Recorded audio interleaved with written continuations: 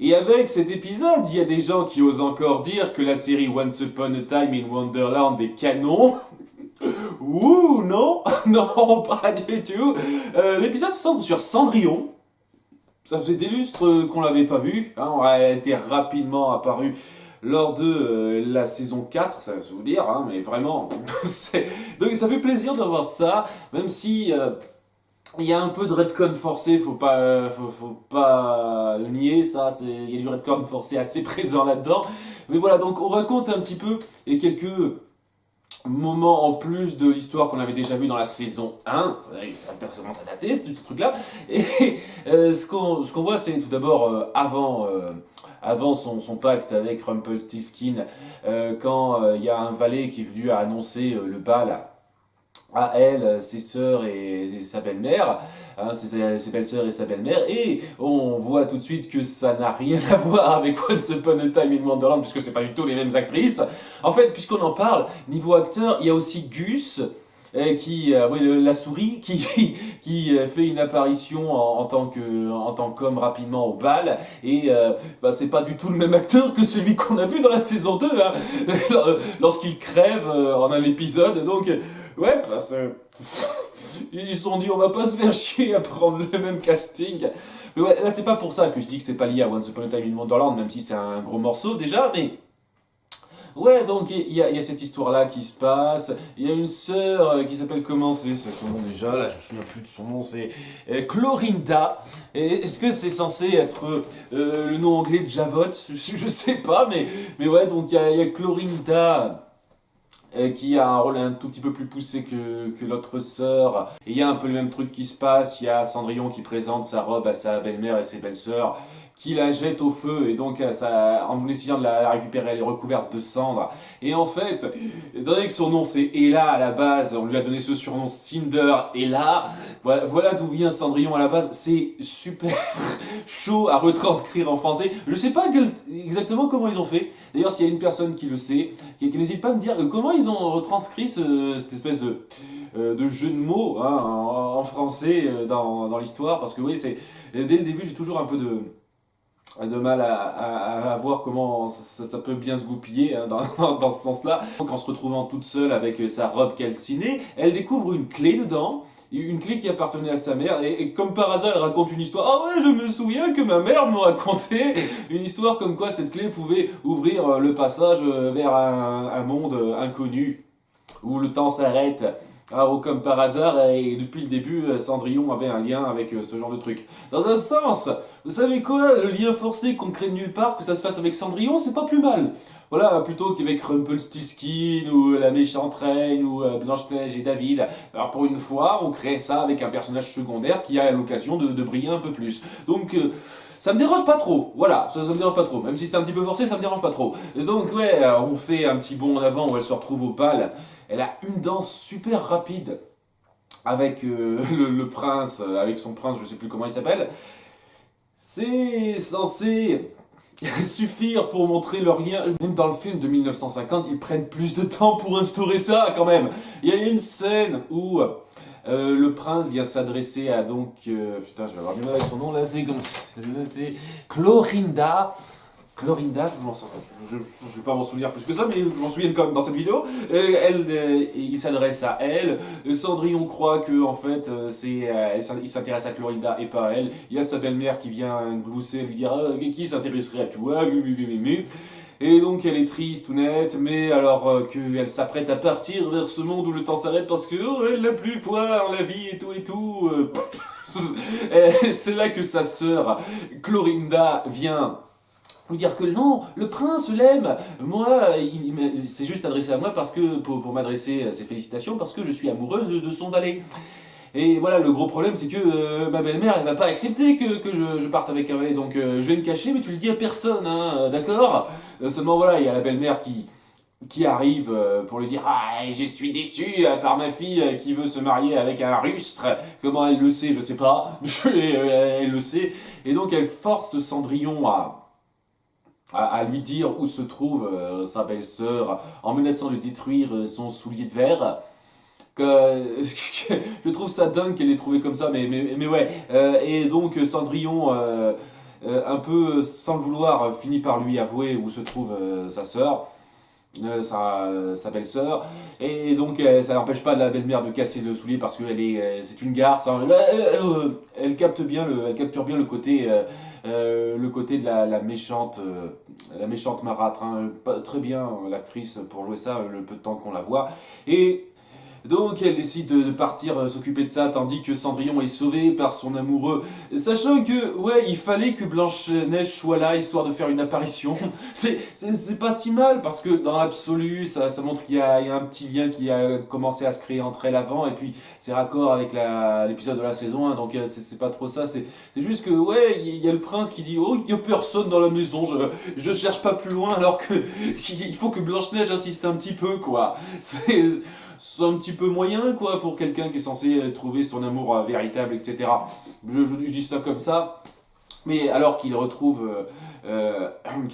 Cendrillon, ou plutôt Ella, parce que Cendrillon c'est un méchant pseudonyme qu'on lui donne, donc il retrouve Ella. Elle se dit ouais, je suis prêt à me marier avec vous, à faire des enfants et vivre heureux pour toujours, mais avant il faut que j'aille faire un petit truc toute seule, sans demander de l'aide, parce que je suis légèrement bête à ce niveau-là. Elle décide donc d'aller empêcher la belle-mère de s'en prendre à Clorinda et son amoureux. Ah, juste avant qu'elle tue le valet, elle en est à ce stade-là, quoi. Elle va un petit peu loin quand même, la belle-mère. Mais et donc. Alors que Ella n'en empêche, elle leur apprend que elle est mariée au roi, et elle montre son annulaire. Regardez, je suis mariée. Et et donc, ouais, la belle-mère le prend super mal. J'ai bataillé pendant 50 ans pour être dans cette situation et voilà ce que ça me fait. Je décide que non, en fait, je vais me barrer dans un monde où tout s'arrête. Dans ce monde où tout s'arrête pour attendre le moment où je pourrais avoir ce qui m'est dû. Alors, sachant qu'il y a un petit truc aussi dans la mise en scène, c'est-à-dire que au départ, en fait, ce que voulait faire Clorinda et son amoureux, c'est se barrer quelque part avec cette clé. Pourquoi ils n'ont pas fait ça plus tôt? C'est pile à ce moment-là, pile au moment où ils s'apprêtent à partir, que la belle-mère arrive. Un beau comme par hasard déjà. Donc voilà ce petit détail. Donc elle décide de partir et emporte Clorinda de force avec elle, en laissant donc le pauvre valet tout seul. C'était un flashback assez intéressant, un petit peu forcé, faut l'avouer, sur certains points, mais ça complétait un peu correctement l'histoire de Cendrillon, et puis je suis pas mécontent que à nouveau on mette en avant un personnage secondaire. D'ailleurs, je vais le dire, dans cet épisode, je suis aux anges par rapport au personnage secondaire, hein. Vraiment, waouh, avec ce qu'ils m'ont fourré dans les saisons 4 et 5 de façon complètement décevante. Là, il semble partir sur des choses très intéressantes. Donc, ouais, c'est centré sur Cendrillon, ça lui donne de l'importance, c'est sympathique. Il y a d'autres petits trucs. Notamment, donc, on revient dans le présent où Cendrillon essaye de se renseigner sur les nouveaux arrivants de ce monde des histoires nous racontées, parce qu'elle s'intéresse un petit peu à sa sœur en fait, hein. Elle veut savoir ce qui se passe pour Clorinda. Je sais pas, c'est un nom qui me ça me rentre pas dans la tête, quoi. J'ai beaucoup de mal avec ça. Et donc, en voyant un petit peu le bonheur qu'elle affiche avec son amoureux et leur enfant et tout, elle se dit que c'est un peu injuste pour elle, elle se sent mal, elle se sent jalouse, et elle vient en parler à Dr Hopper qui refait une apparition. D'ailleurs, au moment où elle vient en parler au Dr Hopper, il y a Grincheux qui est là, et qui nous parle rapidement de Simplet qu'ils ont réussi à libérer hors champ, en disant ok, on n'attend pas toujours que tu nous sauves, on s'en est chargé, c'est bon. Et ouais, j'ai bien aimé cette apparition-là, rapide, qui reprend le détail d'une chose qui a été montrée avant, c'est-à-dire le fait que Simplet a été transformé en arbre avant. Donc c'est cool, bon, même si ils ont réglé ça hors champ sans expliquer pourquoi, j'ai pas nié que c'est un petit peu facile, mais ouais, c'est cool de dire ça, c'est cool de dire que ouais, c'est pas toujours la sauveuse qui doit se charger de tout. Et puis honnêtement, vu la façon dont elle considérait ça, s'ils avaient attendu qu'elle le sauve, ça me plaît, ils auraient pu attendre longtemps, hein, apparemment. Donc Emma vient parler au docteur Hopper de ses craintes par rapport au fait de ne pas d'être sûre d'y passer en fait, et donc elle n'arrive plus à s'engager, elle se dit que c'est pas la peine de s'accrocher à son bonheur, etc. Mais le docteur Hopper arrive à la convaincre petit à petit, et surtout par rapport à l'histoire qu'il y aura, que oui, il faut quand même s'accrocher à son bonheur et ne pas le laisser filer simplement parce qu'on a peur de mourir d'ici un moment. C'est ce qu'elle fait à la fin, elle décide de laisser Crochet emménager chez lui et pour vivre pleinement son bonheur avec lui par rapport à l'aventure qu'elle a vécue avec lui et Henry. Et j'ai trouvé que c'était bien fait. Un bon développement de la chose qui reprend le principe des visions des mages en continu sans donner la conclusion tout de suite. D'ailleurs, il y a pas mal de trucs qui n'ont pas leur conclusion tout de suite. Il y a par exemple le fait qu'il cherche un moyen de contrer la méchante reine.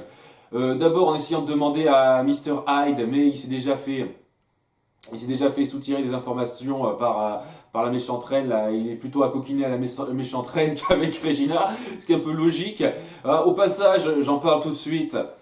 Ouais, ça c'est un petit détail qui me plaît pas super dans cet épisode, quoi. À la fin, alors que Regina et compagnie savent maintenant que la méchante reine peut se balader où elle veut sans que ça la dérange, ils prennent aucune mesure pour l'empêcher de revoir Mr. Hyde, et ce qui fait qu'à la fin, elle peut se rendre dans sa cellule et le libérer.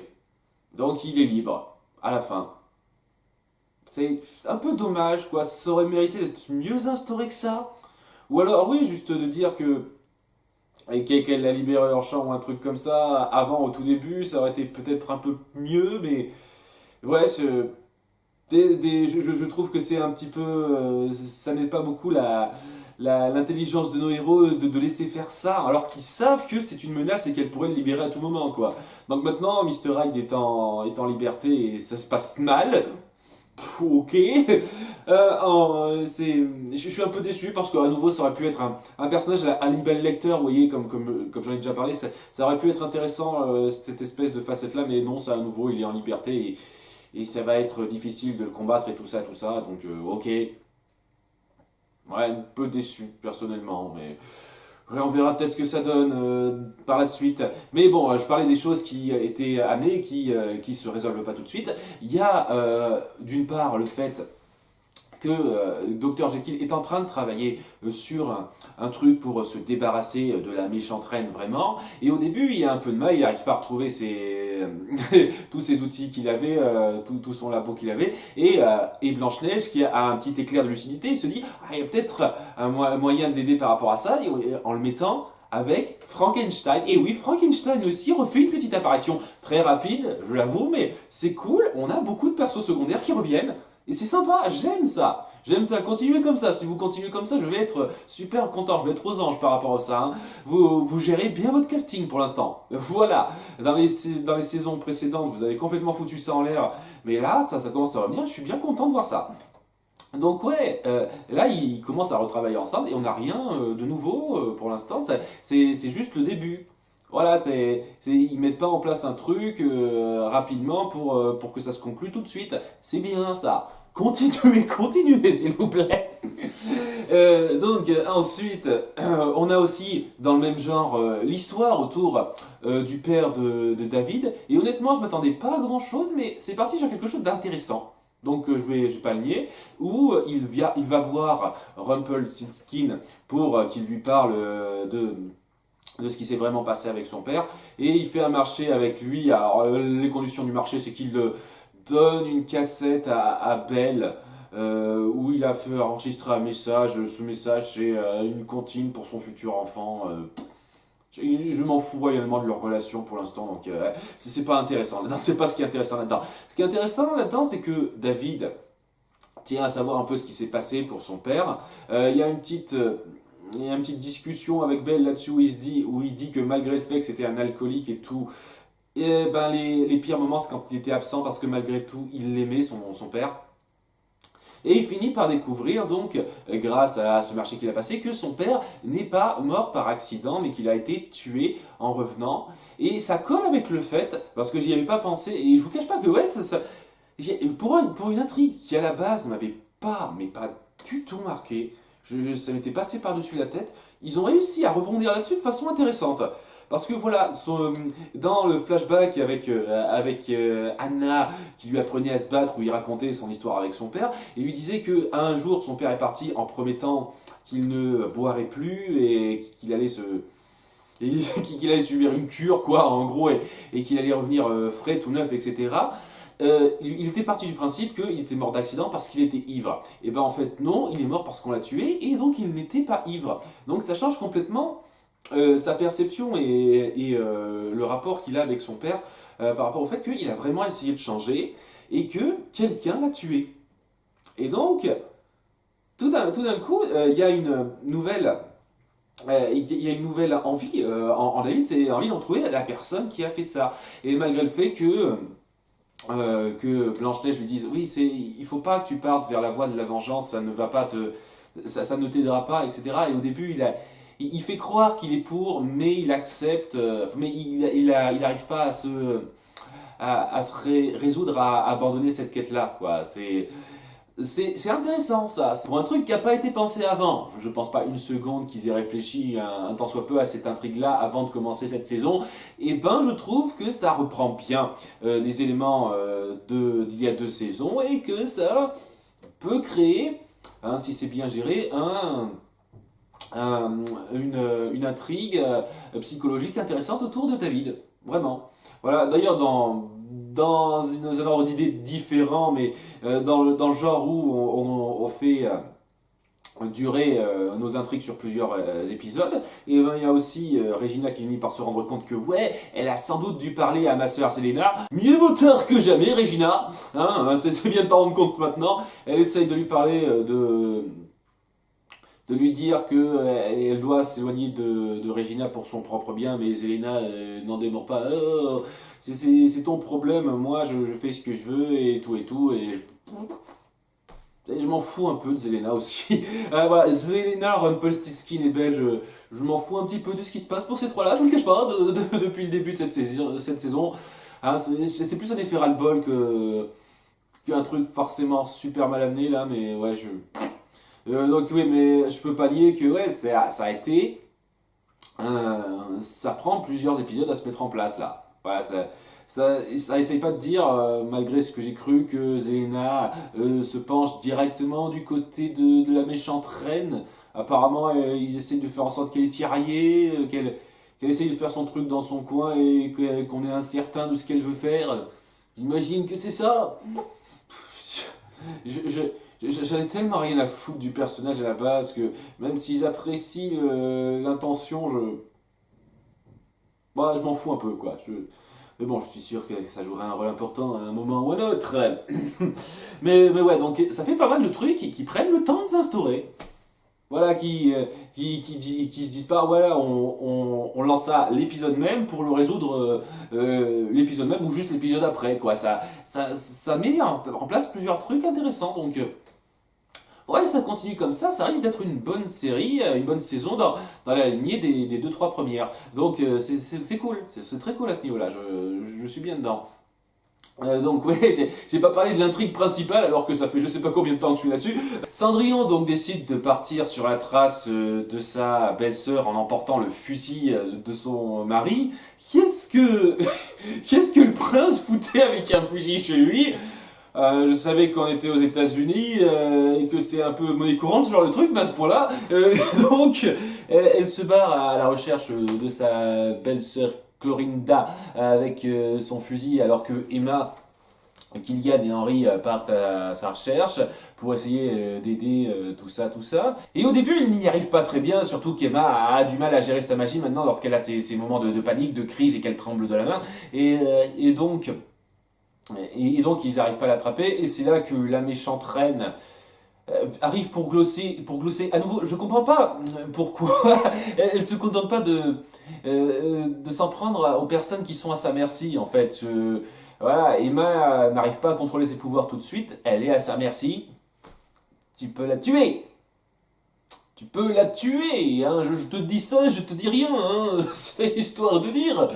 Ouais, il a fallu que t'attendes plus tard, alors que dans cet épisode, elle va commencer à reprendre un peu confiance en elle, et donc arriver à mieux gérer sa magie, comme on le verra à la fin, non, il a fallu que tu te dises, non, je vais pas les tuer tout de suite. Il est un petit peu conne cette reine-là, hein. Je comprends pourquoi elle s'est faite déjouer sans arrêt par Blanche-Neige et le prince charmant si elle se comportait tout le temps comme ça, hein. Légèrement conne. Donc, elle les envoie loin de Storybrooke, enfin loin aux frontières, derrière les frontières, je sais pas trop, c'est pas clair ça, euh, pour, euh, pour que l'histoire avec Cendrillon et sa belle-sœur se résolve sans leur participation. Et au début, j'ai trouvé que c'était intéressant sur le principe, c'est-à-dire que ça doit se régler sans que Emma intervienne. Mais non, elle va intervenir. C'est un peu dommage, je trouve. Mais voilà, donc Cendrillon se rend auprès de sa sœur qui est dans une grange en se disant ouais, il y a peut-être ma belle-mère qui va s'en prendre à elle, il faut que je sois sur mes gardes, c'est pour ça qu'elle a porté son fusil. Ok, tu comptais la tuer, c'était juste pour la mettre en joue, tu pouvais pas trouver un meilleur truc, demander un sort magique, un truc comme ça pour t'aider. Ok. Et je comprends pas particulièrement pourquoi tu demandes l'aide de personne en fait. C'est ça le truc, pourquoi tu veux faire résoudre ça toute seule. Sur le principe, je suis pas saisi là. Mais donc, c'est là qu'elle se fait avoir par surprise par la belle-mère et Clorinda qui lui a tendu un piège parce qu'elle lui en veut d'avoir un peu gâché son bonheur avec son amoureux. Et Cendrillon finit par convaincre Clorinda que son bonheur est là, que son amoureux est présent et comme il a été lui aussi bloqué pendant 28 ans, il n'y a pas une si grande différence d'âge entre deux. C'est cool, tant mieux, ça tombe bien. Hein. Et donc, malgré le fait que la belle-mère essaye de s'interposer, elle finit par se mettre avec son amoureux, Clorinda. Cendrillon se prend un coup de sa canne. Ouais, sa canne pointue à la marâtre et elle est blessée et c'est comme je dis, je suis un peu déçu que il faut que ce soit Emma qui vienne arranger ça à la fin quoi. Ça aurait été pas mal de montrer Cendrillon arriver à gérer la méchante belle-mère toute seule.